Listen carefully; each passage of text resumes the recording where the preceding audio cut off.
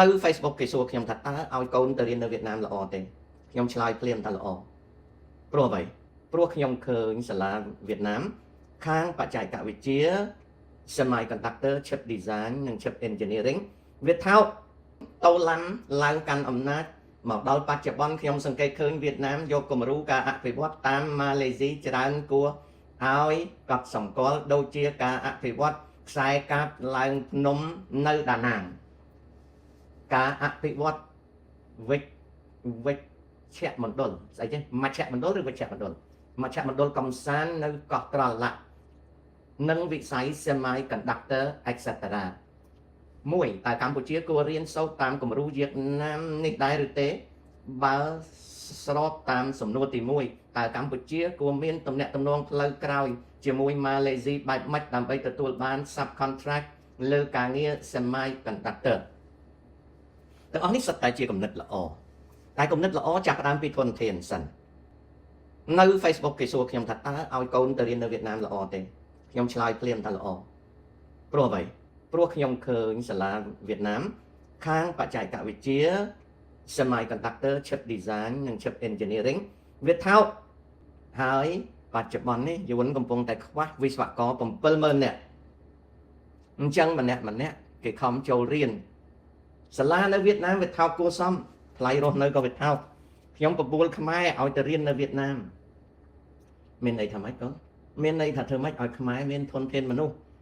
ប្រសិនបើខ្មែរគ្មានធនធានមនុស្សទោះបីរដ្ឋាភិបាលចង់ធ្វើអីក៏ដោយវាប្រៀបបាននឹងយើងមានលុយចាយដាក់ទុនធ្វើតែយើងអត់មានអ្នកចេះធ្វើកម្ពុជារដ្ឋាភិបាលចង់យកគំរូអីក៏ស្រេចតែគាត់ទៅសំខាន់ជាងគេគឺប្រជាជនខ្មែរហ្នឹងមានចំណេះនិងជំនាញណាមានចំណេះនិងជំនាញរីឯ Semiconductor ការអភិវឌ្ឍផ្នែក Semiconductor នៅវៀតណាមប្រសិនបើ trade relationship របស់វៀតណាមទៅអនាគតវារលូនណាការអភិវឌ្ឍផ្នែក Semiconductor វាលឿនជាងម៉ាឡេពីព្រោះអីនិយាយឲ្យចំនិយាយឲ្យស្រួលស្ដាប់យួនជាអ្នកណាយួនគឺជាពូជសាសន៍យួនគឺពូជសាសន៍តៃគឺជាអ្វីតៃគឺជាកុលសម្ព័ន្ធដែលជាប់ជាមួយចិនអរិយធម៌ចិនជះមកលើវៀតណាម 1000 ឆ្នាំហើយរហូតមកដល់ឥឡូវយើងអាចមើលឃើញថារូបសង្គមយួនវា 90% ពោពេញទៅដោយវប្បធម៌ចិនហើយរហូតមកដល់ឥឡូវយើងអាចមើលឃើញថារូបសង្គមយួនវា 90% ពោពេញទៅដោយវប្បធម៌ចិនកលេចទៅមើលម៉ាឡេរូបសង្គមរបស់ម៉ាឡេហើយនឹងកម្លាំង Semiconductor ដែលម៉ាឡេអភិវឌ្ឍកម្លាំងវាមកពីណាវាមកពី Sino Malay បើពឹងទៅលើម៉ាឡាយូអត់ទៅមុខរួចទេម៉ាឡាយូដើរយឺតតែដែលហេតុម៉ាឡេដើរលឿនដោយសារ Sino Malay ហើយបើនិយាយពីប្រព័ន្ធសិក្សាវិញប្រព័ន្ធសិក្សាសាលាដែលចិនកាន់កាប់វាជាមូលដ្ឋានគ្រឹះនៃការកសាងចំណេះដឹងនិងធនធានរីឯផែនការម៉ាឡាយូបុតវាបរាជ័យអញ្ចឹងយើងអាចដឹងថានៅក្នុងសង្គមម៉ាឡេវាមានកម្លាំង Sino 30ចំណែកនៅយួនកម្លាំង Sino វា60ទៅ70ល្បឿននៃការអភិវឌ្ឍផ្នែកវិស័យ Semiconductor យួនដើរលឿនជាងម៉ាឡេតែថ្ងៃមុខបើ trade relationship វារលូនណាយួនវាលឿនជាងម៉ាឡេវាជាប់ផ្កាំងមួយពីព្រោះមានអ្នកបង្ខំឲ្យប្រព័ន្ធសិក្សាហ្នឹងយកចិត្តទុកដាក់លើអ៊ីស្លាមកាលណាយើងដកម៉ោងសិស្សទៅរៀនខាងសាសនាយើងវាបាត់ម៉ោងរៀនគណិតអញ្ចឹង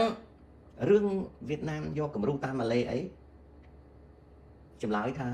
yes at the same time competing មានន័យថាយួនរៀនតាមម៉ាឡេប៉ុន្តែក៏ប្រកួតនឹងម៉ាឡេយើងចាំមើលណាតើយួនអាចផលិតអីបានជោគជ័យ